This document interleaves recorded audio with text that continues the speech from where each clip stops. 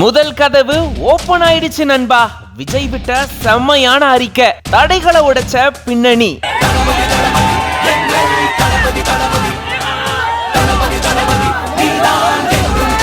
தமிழக வெற்றி கழகம் கட்சி இப்போ ஒரு அரசியல் கட்சியா பதிவு செய்யப்பட்டிருக்கு. தேர்தல் ஆணையம் பரிசீலித்து அதுக்கான ஒப்புதலை வழங்கிட்டாங்க அப்படின்னு சொல்லி இப்படி ஒரு மகிழ்ச்சியான செய்தியை தளபதி விஜய் அவர்கள் பகிர்ந்திருக்காரு. எழுது தலைவா உயிரே.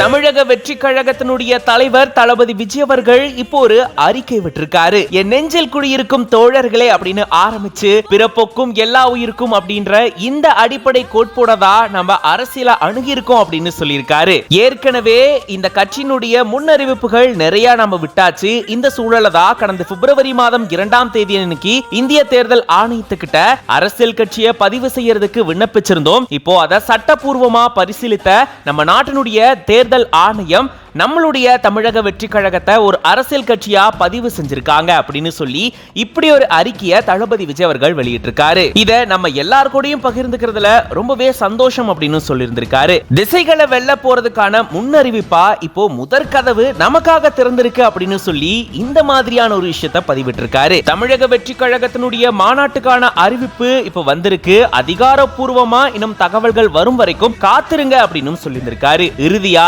தடைகளை தகர்த்து கொடி உயர்த்தி கொள்கை தீபம் ஏந்தி தமிழக மக்களுக்கான தலையாய அரசியல் கட்சியா தமிழ்நாட்டில் வலம் வருவோம் அப்படின்னு குறிப்பிட்டிருக்காரு. வெற்றி கொடியேந்தி மக்களை சந்திப்போம், வாகை சூடுவோம் அப்படின்னு இப்படி ஒரு அறிக்கையை தான் தளபதி விஜய் அவர்கள் வெளியிட்டிருக்காரு.